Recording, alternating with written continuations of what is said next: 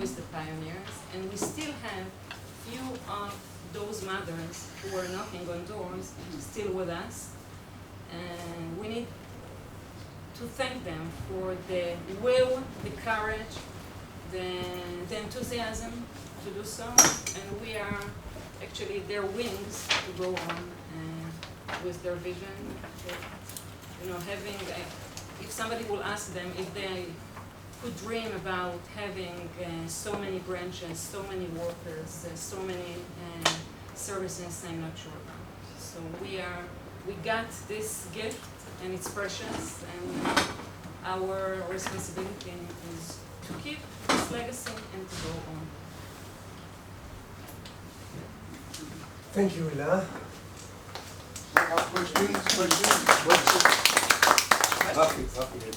Questions? Please. Try. One thing that you don't provide, Enosh, is marriage counseling. Why not? I mean, I've been in Enosh for 26 years, and I haven't found myself a bat zug. Why is this?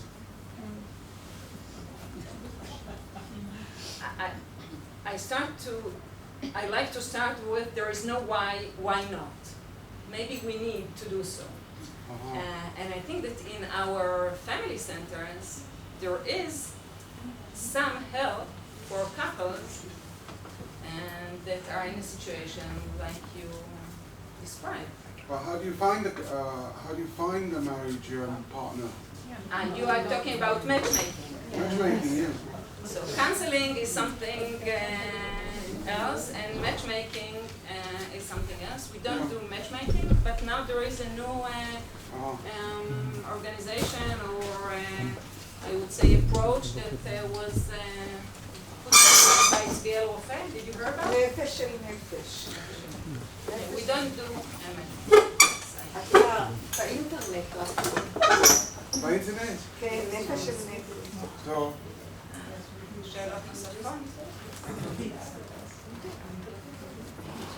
You have hostels as well. You didn't talk about hostels. Yeah, we have hostels. We provide supportive housing services to 1,700 people, 1,700. 160 out of them use our hostels. So less than, about 10% get hostel services, but 90%, which is the most important, get supporting help in their apartments, which is much better than to be in a hostel. Those who need the hostel can get a hostel, but we provide most of our housing services in the community, not in hostels. That's דיור מוגן. And what about homes? Do you have homes? What is homes? You mean centers like this? No, a home is like a hostel, but it's just called a home, you know. Like they have them in the United States, I think, and also in Chutz La'aretz, let's say in Europe and in the United States, are homes where people can live, where you can live, you get your meals, and you have In the supportive housing, we have different ways. You can have your own apartment and get the services in your own apartment. You can share an apartment with friends and get it there. And we have apartments that we rent to the people who need it, and they get the services in the same. But the thing is that the person has to be independent, you see. You have to be independent. Like I live in a דיור מוגן, and I have to be completely independent. I have to do everything myself. This is what rehabilitation is all about. It's not very good. But this is rehabilitation is all about, to be as independent as you can. You know, our aim is that you will be independent and not dependent. I see. This is the main goal. Thank you. Now we will call... יש לך מצגת? אסנת, יש מצגת? לא. מצגת רק לאדרן? Yes. רק לה? לא, רבקה, יש לך מצגת? לא. אז אפשר לסגור בינתיים. אין מצגת. So I would like to call one of my great social workers. אסנת. Please, אסנת. רגע, וכמה יש התואר הזה? יש פה מים. יש פה מים.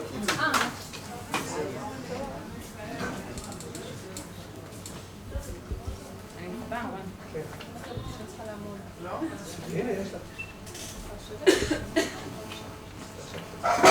Okay, that's it.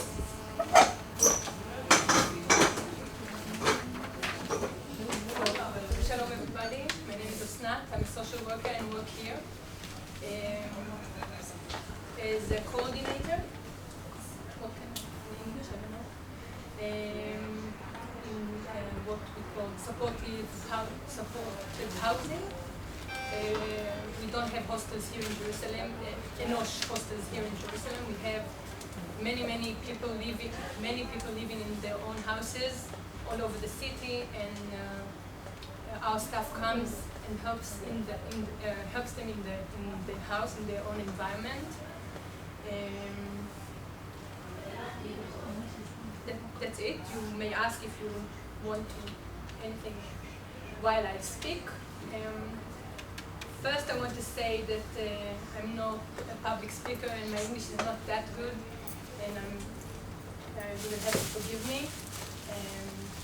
But I am a field worker. I come from the field, and all of us here work in the field. And what we can talk about and speak about is the things that we sometimes are able to do with the people we meet. The relationships that we sometimes are able to establish, and through those relationships help some of the people improve their situation in life.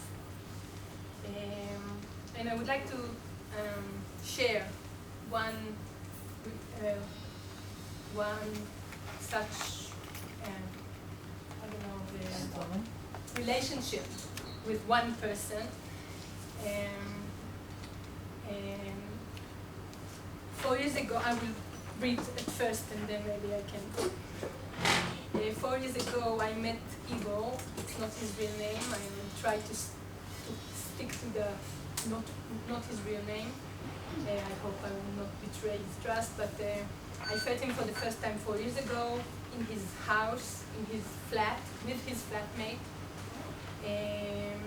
He lives in one of the less attractive streets or neighborhoods here in his neighborhood here in Jerusalem. And the apartment itself was not better than the street. When I came in, it was very dirty and very smelly, and old furniture and broken furniture and very messy. Igor and his flatmate hardly looked and smelled differently. So altogether it was a meeting which I felt primarily through my senses. I smelled it, it was very hard on my very hard experience. It was very hard to stay put.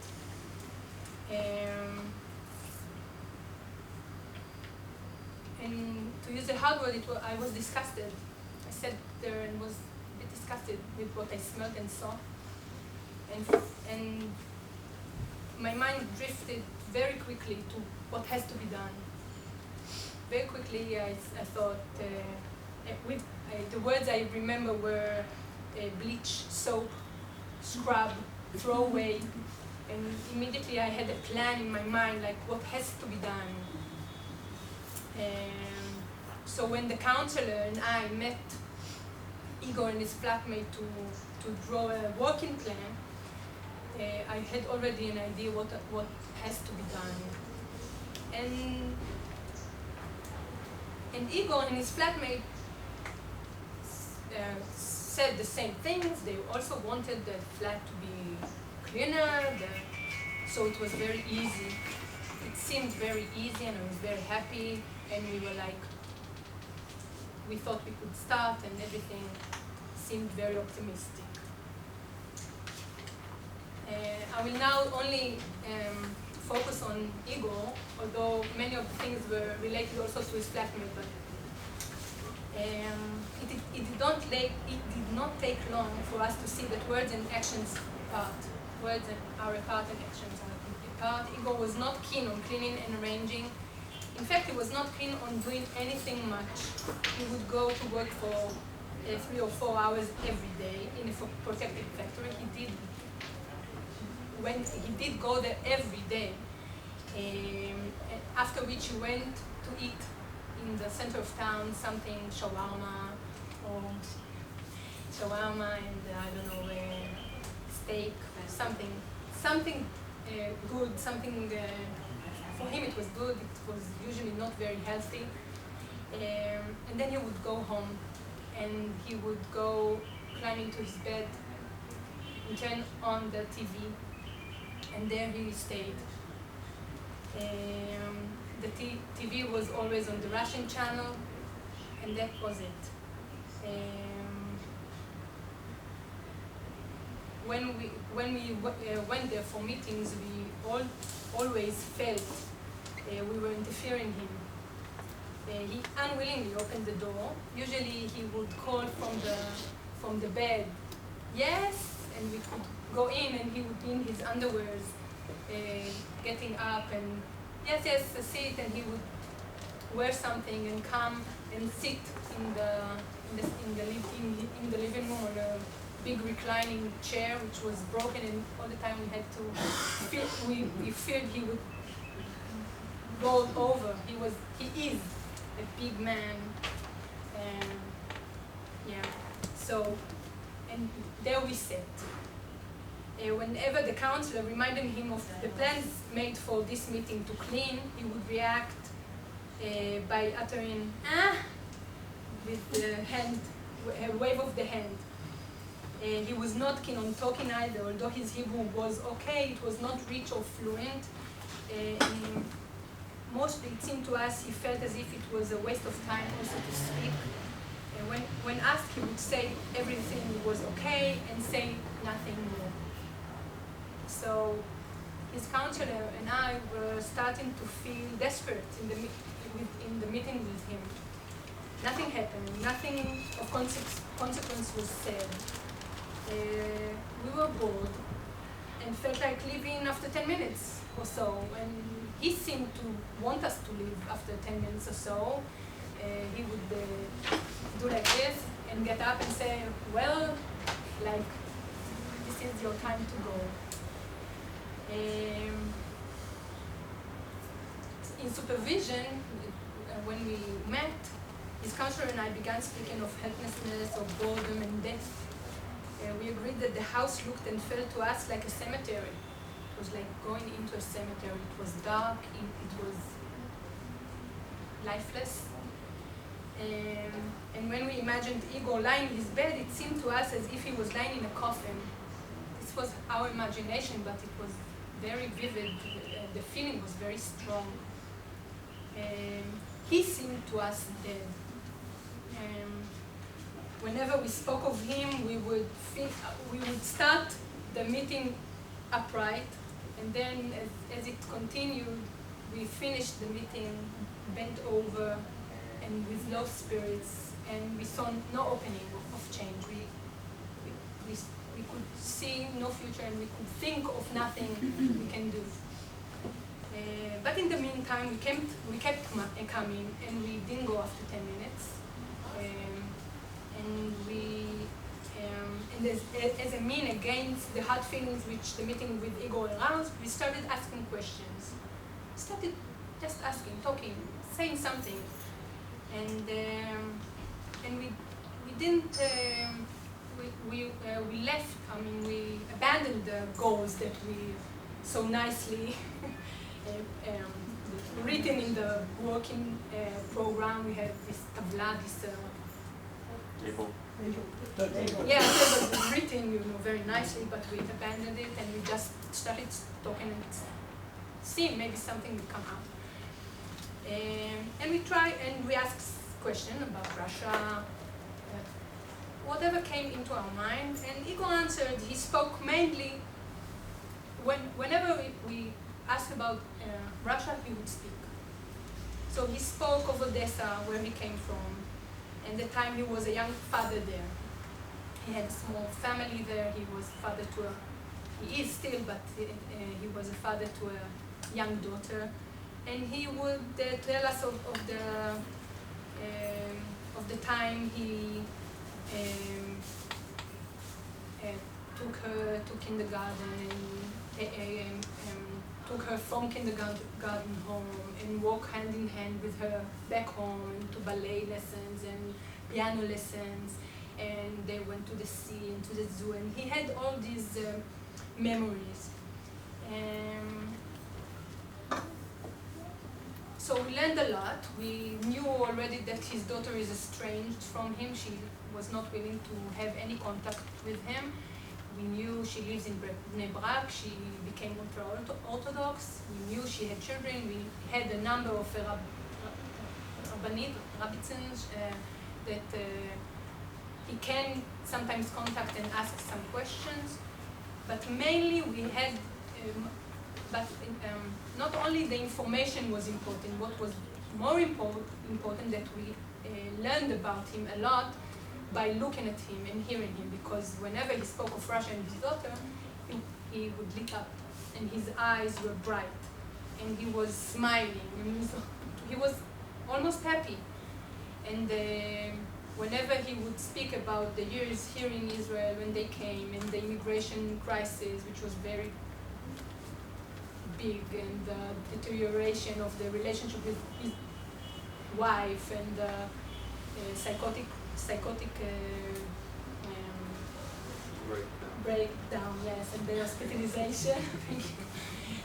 That when he lost the light in his eyes, he became almost dead again. So this was very important, this knowledge, not only the details that we gathered, but also to see that something did give him life. That was the very, I think, the most important part of it.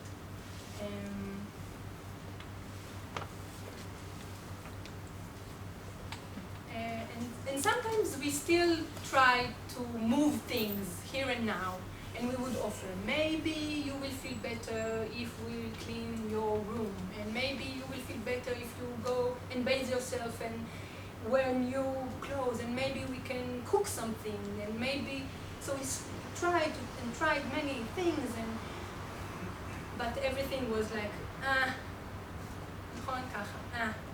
no need, זה לא חשוב, it's not important. Okay? And one evening I sat opposite Igor and found myself just saying what I thought or felt authentically, and what will become of you, what will happen, my yeah. And after doing, he said, I'm waiting. So I said, for what? So he said, for the end to come. And what a man without a family can expect, can look forward to. I'm just waiting for the end to come. So looking back today, I think that moment was the first time I really listened to Igor. I heard him before, but I think this was the first time I listened to him and to what was important to him. The whole concept of rehabilitation meant nothing to him, and he didn't want any of the things that we can offer him or do with him, or he wanted something completely different, and for him rehabilitation meant something completely different, and he could do nothing with himself, or wanted to do nothing with himself as long as he has no connection with his daughter. So that was the point that we decided, the counselor and me, that we will make a very big effort there. We will try to do something, but we were not that optimistic, but we thought maybe we can do something. So I contacted the Rebbetzin and I talked to her on the phone. She is a very, very nice woman, very warm-hearted woman. And I talked to her and introduced myself and told her what I saw, what I heard. And she told me of his daughter and her unwillingness to even talk about her father, and that it's really for her a very traumatic topic. I don't know how to, but she was willing to ask her whether in advance we thought of something that we could offer. So we offered, and Igor wanted that. To buy, it was Passover was approaching, so we decided maybe he will buy gifts for the grandchildren. He had grandchildren. He didn't know how many, and he didn't know their age or their names, but he knew he had some grandchildren. So we offered her maybe we can send gifts for the children. And she said she would ask his daughter, and she did. And she gave us an answer that it was okay. So Igor went with his counselor to a specific toy shop, kosher toy shop, that it would be okay, the gift would be okay for the children to play with. And he bought, because we didn't know how many children and what their ages were, so it was a good opportunity for us to ask the rabbits and to give us the number of children, their names and their ages. So this was the first time he actually knew who were his grandsons, only grandsons, and he had already 5 grandsons. So we had the ages, and he went with the counselor, and they picked toys that are suitable for each of the children. And I went the day before Passover to Bnei Brak. I dressed appropriately, and I went there. And to my great surprise, his daughter came and saw me as well. And she is a very nice girl, a woman, not a girl, but a woman, and she had many, many questions to ask me. And she willingly talked about her childhood, her difficult childhood, her memories of his, the beginning of the crisis, how he became more and more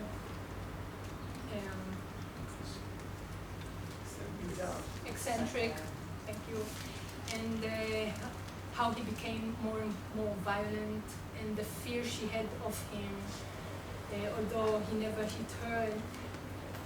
It was a very complex story that we never heard, that part we never heard from him, never. Also after I met her, we never heard anything of the sort from him. So she talked about it, and she wanted to know about the genetics. So she needed information as well, and she also expressed fears about her function as a mother, that maybe things that she cannot do well are connected to his illness that is in her maybe, or maybe in her children also. And she was very open and very, very open. I think for me, I think probably Rivka will know what I'm talking about, that to sit in front of his daughter and having to understand her point of view, her experience, but not choosing any of them, but seeing the complexion of the whole thing was very מאתגר, challenging thing, but very also moving, touch. כן, משהו very powerful, yes. So this meeting was over. She took the gifts and we separated. It was a very warm meeting, that's it. And after that, we decided that we have to continue the small connection that through me has started. So we decided to write letters and send them to the Rebbetzin, and she can decide whether she gives them to the daughter, because the daughter's situation was lo yatziv, unstable. She was sometimes less stable, sometimes more strong, sometimes willing to hear from him, sometimes not. And we only wrote 2 letters. The first he wrote in Russian himself, just a few lines that the daughter does not read or speak Russian. So we had a counselor here, a different counselor, not his own counselor, who is a Russian speaker, translated into Hebrew, and we sent both, also the translation, also the original document, and we sent them both. And she got them. And the Rebbetzin, every time she called me and said, we got it, what do you say? Maybe I will give it to her now, maybe I will wait a few weeks. She would consultant, yeah. And we would, and that's how it went. The other letter, Igor didn't want to write. He said, for what? She doesn't call me. He wanted something to happen now, and it wasn't going to happen very soon. And after a while, he was persuaded to sit and write, but he didn't know what to say, because it was hard for him to speak. So I thought maybe what he told us, the memories that he has about the sea, the zoo, and the piano lesson, maybe that would be a good idea. So everything he remembered I wrote in Hebrew, and we sent it also.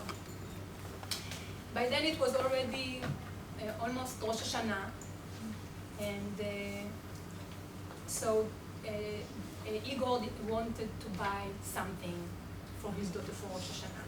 He wanted to give her a necklace with her name, and the Rebbetzin thought it was not a good idea, and also she asked his daughter, and she didn't want anything personal from him. She didn't want anything from him to her.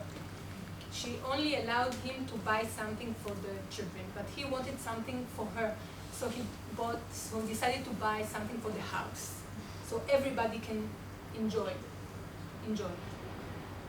I forgot to say that also she after the meeting she allowed us to bring him a photo of her and the children. So now the counselor had a photo, not framed, but I think they hang it on a board on the wall in his room, and wrote the names of the children. So he knew what the children's names were and how they look like. It was not a very recent photo, but it was a good photo and very clear, and you could see them. So that was already before. So for Rosh Hashanah, he bought some dish that you can serve for the table, and in Sukkot I went again and gave. It was a very huge event there. She had this strengthening. Do you know what I mean? That convention that people come to strengthen their belief. And I came, and there were many people there, and his daughter was sitting there, but I could see she was very anxious that I might say something or something that will expose her. So I just said hello and a few more words, and I went away after a while, and after a few days she phoned me, and she said that she really thanked me that I didn't expose her, that I was that I kept my distance. And she spoke of the letters, and she didn't remember any of the things that he was talking about she didn't know what he meant when he said that he loved her so much. She couldn't return his love, and she wasn't able to understand. But then she said, but if it's very important to him, I am willing to meet him. But she told me all the time, I cannot love him back, I don't feel it, I can't remember the whole, I only remember bad things. And also, I don't want him to think that this is a beginning of something very close. And she had also these klalim, rules, that he wouldn't touch her. And she had her rules, and we arranged the time and the place. We met at the Rebbetzon's house, and the counselor and me, we tried to help Igor prepare for the meeting, because he wanted to ask her very hard questions, which is right, but we thought maybe it would be too soon.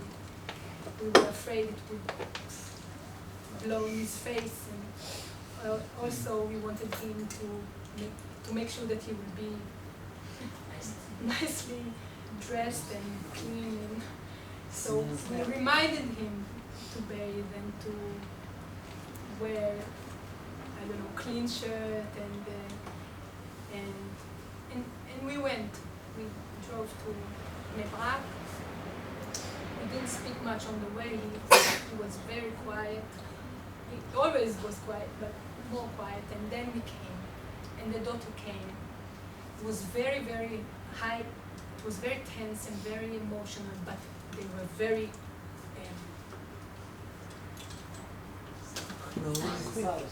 yeah. She especially was. She had the whole kind of rational way of thinking about it and explaining why she's meeting him. It was very, but you could see she was very, very emotional underneath.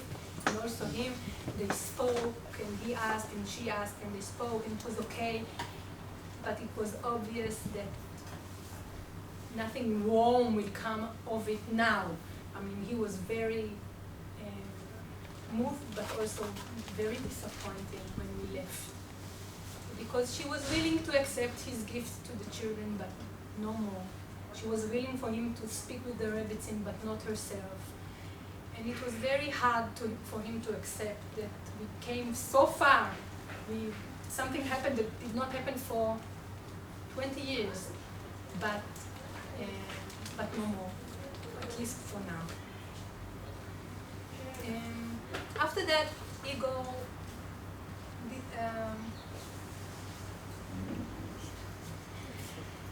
I cannot say that after that his behavior and his functioning and everything was dramatically better. It is not that kind of a story. His functioning deteriorated. He was sick. He is very sick. He had many problems, but he asked, for the first time he said, I don't think I should live in the apartment any longer. I think I should go into a hostel and have people around me and not be alone anymore, and have people take care of me. So we helped him move into a hostel we thought would be good for him. And I know for a fact that he continues his contact with his daughter through the Rebbetzin and through the social worker there, because we made the connection. And that's it. That is my story, or Igor's story, or I don't know, our mutual joint story with Moshe here, who was his counselor, and Evgeny, who was his counselor before. And that's what we were able to do in the 4 years, I think, or 3.5 years between Moshe and I knew him.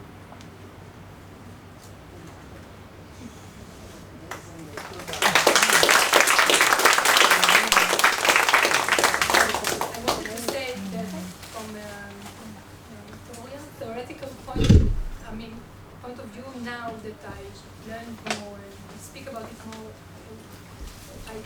say that we moved from one point of view, which was doing, rehabilitating, making changes in the way he functions in his life. We had no choice, because that's what he led us to realize, that we can't do that without hearing him and listening to him, and that's where recovery comes. I mean, I think I learned it first from the field, and only then from theory, because we had no choice. It was obvious that this was the way it should be. That's it.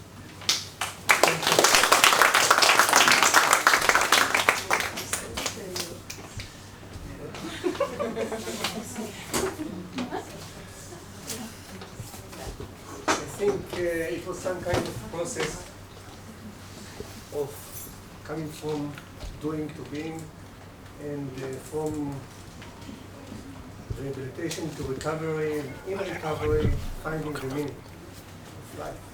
And that was the story of Igor. Thank you, Osman. Rivka, please.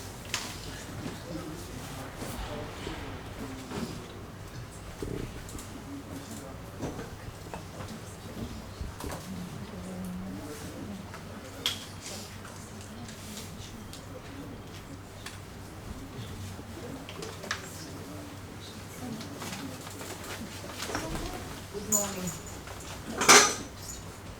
When Annie asked me to present this talk, I felt somewhat uncertain. When I realized that it has to be in English, I really felt bad. Today, I can say that this turned to be an opportunity not only to overcome the language barrier, but also to share with you a subject I have been writing about recently. I direct Jerusalem branch of Milam, a group of 7 centers all over the country, which provide individual and group counseling to families of people with psychiatric disabilities. This is also an opportunity to convey the voice of healthy siblings of the psychiatric disabled, who have traditionally been kept in silence. Several years ago, I was invited by the Ministry of Defense in Jerusalem to facilitate a group of bereaved sisters. They were 4 teenagers, all from a residential community adjacent to Jerusalem, who had sought to participate in a support group for bereaved siblings, similar to the group to which their parents belonged. In their request, the girls expressed their grievance that they had not been taken into consideration and that their distress had not been addressed. Approximately 6 years ago, when Milam, the counseling centers for families of people with psychiatric disabilities, were established, I realized that most of those seeking help were parents. Here too, siblings' voices did not reach us. Based on my experience with siblings in group facilitating and in treatment of individuals, I have directed a considerable amount of my efforts to identifying siblings of individuals with psychiatric disabilities in order to examine their therapeutic needs. The more brothers and sisters I have encountered with psychiatric disabled siblings, the more I have learned about the complex impact of this sibling relationship. Based on my clinical experience and in light of the necessity for placing the needs of healthy siblings of the psychiatric disabled on the agenda of mental health authorities, I have chosen this as the subject of my doctorate thesis. The anti-institutionalization revolution, subsequent to which many individuals suffering from emotional disorders have been released from institutions and psychiatric hospitals to the community has transferred the major part of the burden of their treatment from the mental health system to the family. Today, the main caregivers for these patients are their family members. As a result, in recent years, there has been an increasing interest in the family members of individuals with psychiatric disabilities, though the main emphasis has been placed on the parents. Different studies have examined the effects of the psychiatric disability on the parents of the sick children, their patterns of coping with the disease, and their various needs in relation to it. The healthy siblings in the family get minimal attention with respect to research and theory, as well as in the therapeutic field. The manner in which the psychiatric disability affects the siblings has yet to be adequately studied. Among all of the relationships in the family, the sibling connection is for the most part the longest lasting and the most continuous relationship. Sibling relations include common genetic background as well as shared life experiences. Sibling relations are complex. On the one hand, they provide an opportunity for developing communication skills, cooperation, problem solving, developing intimacy, and allow for reflecting, validation, trust, and a sense of belonging. However, these relations are also characterized by ambivalence, envy, competition, distress, and conflict. Sibling relations, with all of their complexity, are a meaningful cornerstone in the formation of identity, personality, and the self-image of each sibling in the family. When one of the siblings is affected by any lengthy illness, physical or emotional, it has a notable impact on the healthy siblings, regardless of the nature of the relationship. Psychiatric disability alters the familial balance, aggravating the conflicts inherent in sibling relations, making the duality of love-hate relations among siblings more acute and producing a sense of distress. The degree of the burden placed upon the healthy siblings varies in accordance with the character of the relations prior to the appearance of the illness, the degree of the involvement of the parents in the treatment of their sick child, the character of the illness, its symptoms, etc. Usually, siblings serve as the main caregivers when the parents are unable or unwilling to take on this task. In general, sisters, more often than brothers, are those who are involved in the direct treatment of their sick siblings. However, the healthy siblings experience difficulty, a burden, and distress even if they are not directly involved in the treatment of their sick sibling.